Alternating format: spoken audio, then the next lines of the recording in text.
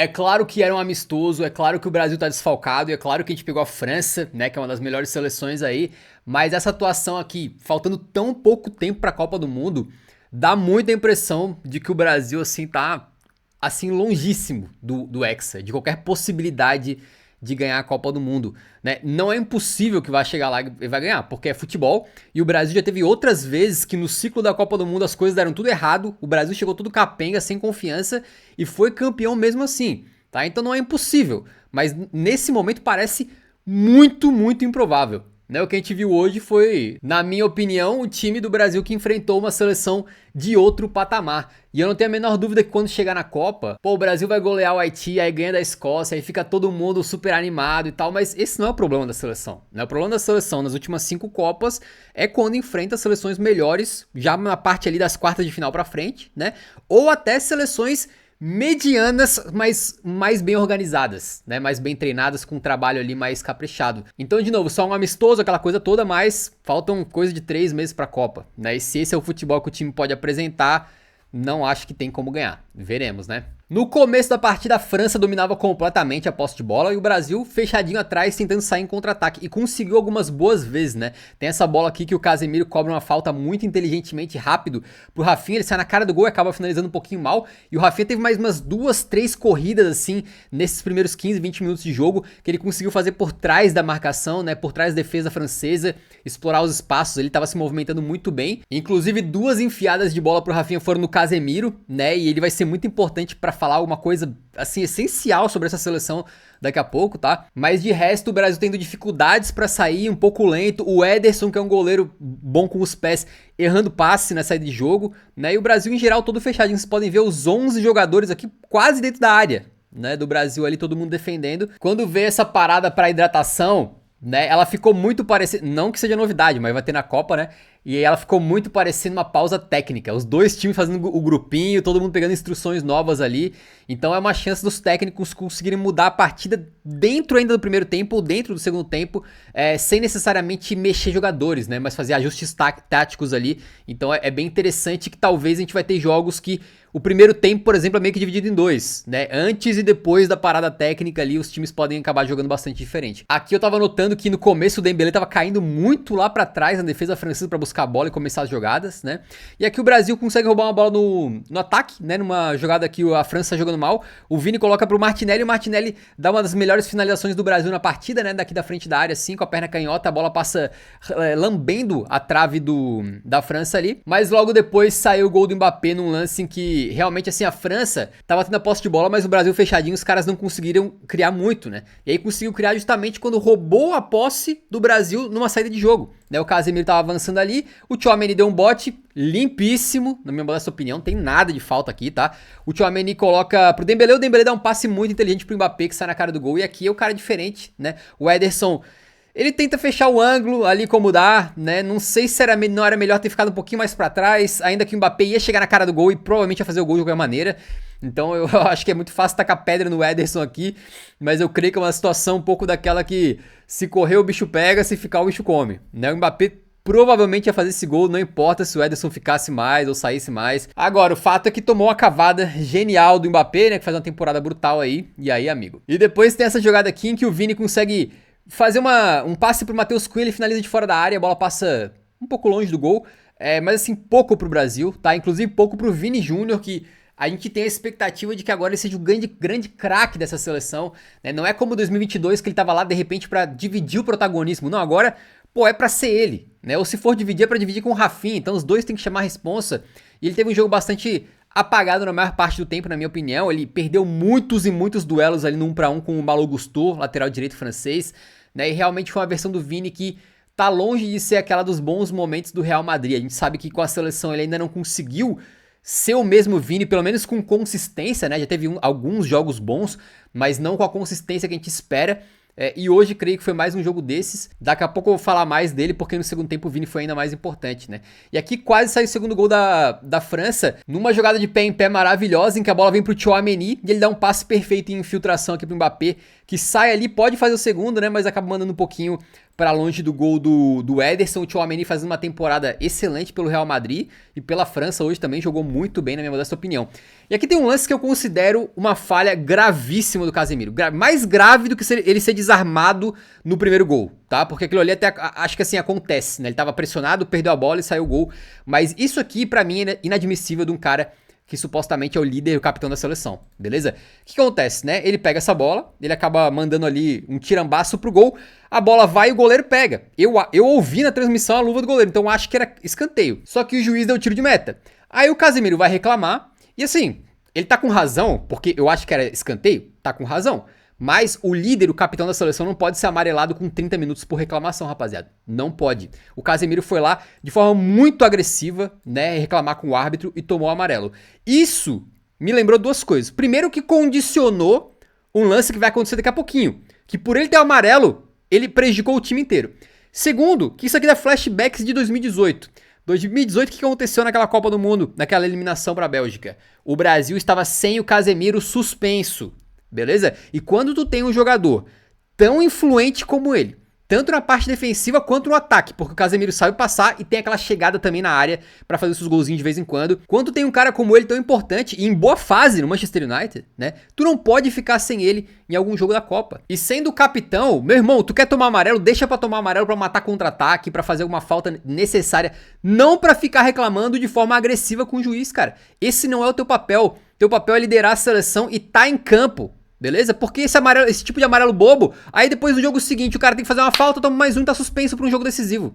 E aí como é que faz? Vai repetir 2018? Não dá. E o Rafinha também, que é outro líder dessa seleção, o cara tava gritando na cara do juiz ali. O juiz só não deu amarelo pro Rafinha também, porque acho que fica feio dar 2 amarelos no mesmo lance. Não, mas é outro que tem que se controlar mais. Não me importa, cara, tu ficar gritando com o juiz não é nossa, estou defendendo o meu país. Não, cara, isso é tancice. Você vai ser amarelado, você vai prejudicar a equipe, você não vai poder matar uma jogada quando necessitar e você pode ficar suspenso e desfalcar o teu time e o teu país inteiro. Então os caras têm que se controlar, não adianta. O Casemiro teve mais alguma chance, né? Acho que foi uma bola no segundo pau, lá não tô lembrado certamente aqui, mas esse é o momento em que o Casemiro acaba prejudicando o Brasil inteirinho. Eu não consegui pegar o início da jogada porque eu tava numa transmissão que eu não conseguia voltar, então se eles não mostravam o replay eu não tava conseguindo screenshotar. Mas o que acontece é que o Olise dá um drible fantástico pra cima do Casemiro, beleza? E o Casemiro tem que deixar o Olise seguir.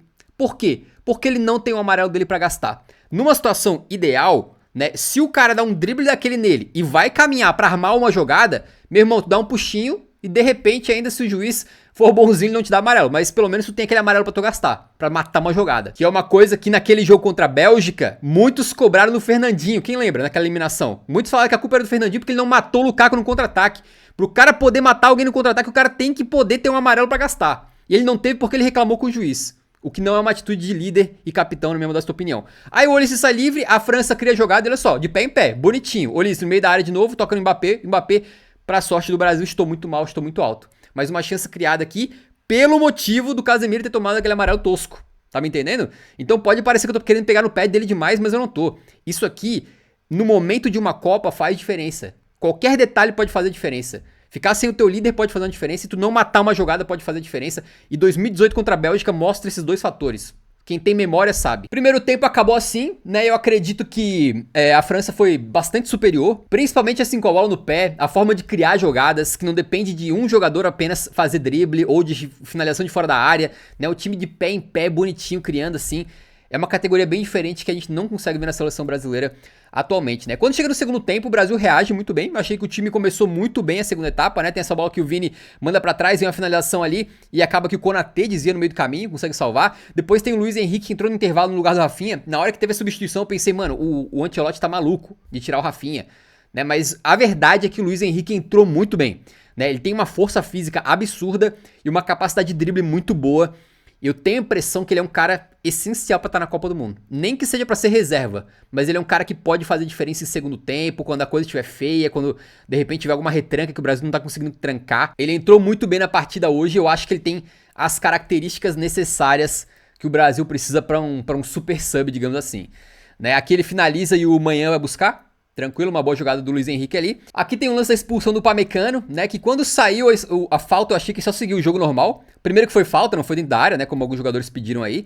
Segundo que, cara, a expulsão é tenso porque, assim, o Upamecano, ele mal realmente segura, ele meio que... Ele quase dá uma trombadinha no Wesley, tá me entendendo? Por isso que o juiz dá só amarelo no começo. Só que na revisão do VAR, tem uma questão muito clara na regra, que é o seguinte: se você evitou, né, você parou uma chance clara de gol, e o Wesley ia sair na cara do gol, e no caso do Upamecano ainda puxando, coisa assim, é vermelho, não tem o que falar, né? Então mesmo sendo amistoso e tal, um juiz foi no VAR e mandou o cara pra rua. É assim, é pesada uma expulsão daquele jeito ali, mas o Wesley sai na cara do gol, então acho que isso justifica. Aqui entrando em campo Lacroix, o Kanté, mano, o Kanté vai pra Copa, hein, que doideira. Saiu o Tchouaméni, que faz uma grande temporada. Aqui a França com um a menos se reorganiza de forma a jogar um 4-4-1 na hora de defender, né? Então basicamente ali só a pressão inicial aqui assim, que fica um pouco comprometida, mas depois a pressão do meio campo pra trás meio que fica mais ou menos no padrão que eles vinham jogando antes, né? Então conseguiram recompor bastante bem por ali. Esse lance aqui é um absurdo completo, porque a França tá com um a menos e eles saem jogando lá de trás. Cara, pressionados pelo Brasil, tá? Lá de trás. Todo mundo de pé em pé, eles quase perdem a bola, mas eles continuam de pé em pé, até que o Olise sai nessa posição aqui. E aí tu tem 4 franceses contra 3 brasileiros, sendo que os franceses que estão disponíveis aqui não são fracos, né? Não tem nenhum jogador mediano aqui, né? Aí o Olise espera o momento perfeito, o Léo Pereira também. É um pouco complicado a posição dele, porque ele vai tentar bloquear o meio e acaba deixando espaço pro Ekitike, mas não sei se tem como criticar muito, porque ele também tá numa situação ali que se ele fica no Ekitike e deixa o campo aberto no meio, já era também, né? Então é meio complicado o Ekitike ser na cara do gol e cava pra cima do Ederson novamente. Então pro Ederson acaba ficando um pouquinho feio, né? Tomar 2 por encoberta aí no mesmo jogo. E aqui mais uma vez, ó, a França com um a menos, né? Uma jogadinha perfeita na ponta direita que eu acho que, putz, a screenshot tá numa qualidade tão alta que eu não consigo nem saber quem que é, mas eu acho que é o Thuram que dá um passe meio de calcanhar, né, meio de letra ali, e o Rabiot, se eu não tô enganado, sai na cara do gol e chuta muito mal. Mas a França, cara, ela pode ter chutado menos que o Brasil na partida. Daqui a pouco a gente vai ver as estatísticas e vocês vão ver que tá tudo inflado lá pro Brasil.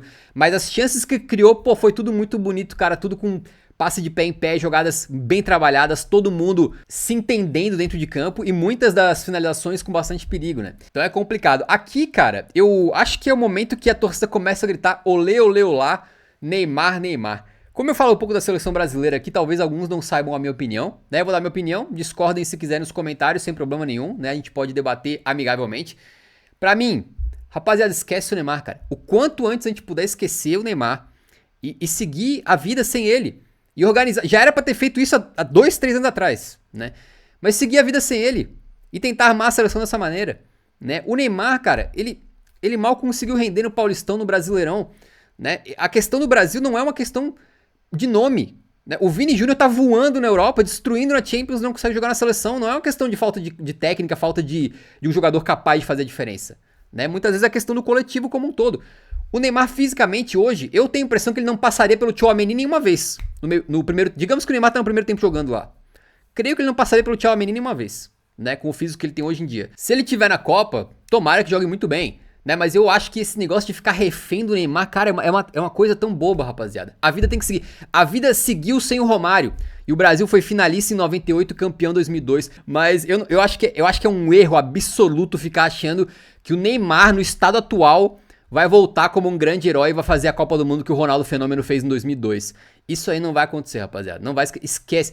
Quanto antes vocês puderem tirar da cabeça de vocês que o Neymar é uma espécie de salvador de última hora do Brasil, melhor, na minha modesta opinião. Se ele chegar, for pra Copa, meter 8 gols e levar o Brasil a ser hexa, eu, cara, tranquilamente venho aqui, falo que eu tô errado, planto bananeira pra pagar uma aposta aí, mas eu não acho que vai acontecer. Enfim, aqui também a seleção começa a jogar bola no Vini Júnior, né? Joga no Vini Júnior e Inxalá. Só que o Vini Júnior não tava conseguindo ganhar muitas bolas aqui porque ele tava muito bem marcado pelo Malo Gusto e pela cobertura do Olise também. Então o Vini criou muito pouco na partida, principalmente nas jogadas de 1 para 1.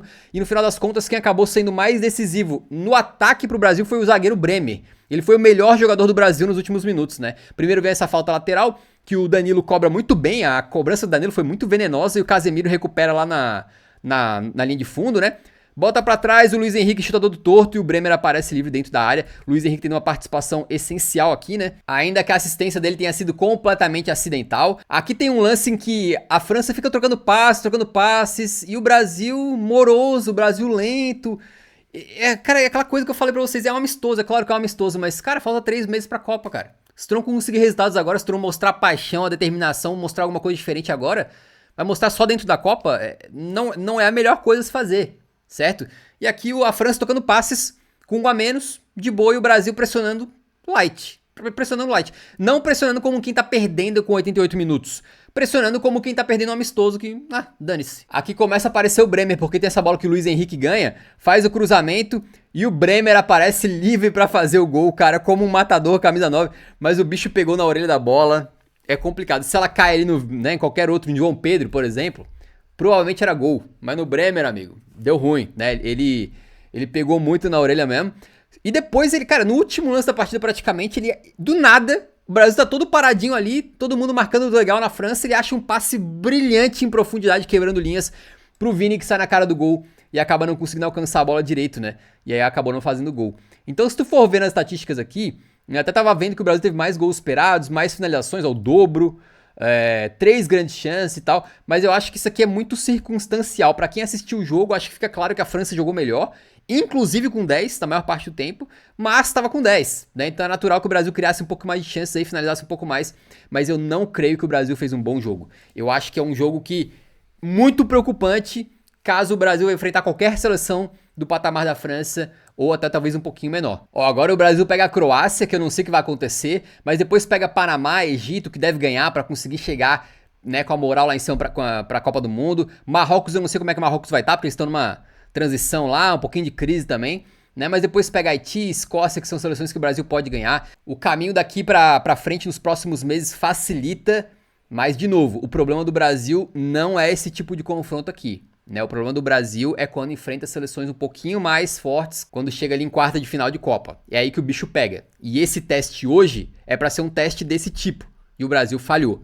Então, por isso que eu acho que o Brasil tá longe do Hexa, beleza, rapaziada? Foi amistoso, mas já teve um gostinho de Copa do Mundo, mais ou menos, né? E na Copa eu estaria aqui direto e reto fazendo pós-jogo de todas as partidas das seleções importantes aí, incluindo também as não europeias como Brasil e Argentina, beleza? Então se inscreva no canal pra não perder nada e a gente se vê na Copa. Na real, a gente se vê já no Brasil e Croácia daqui a alguns dias, beleza?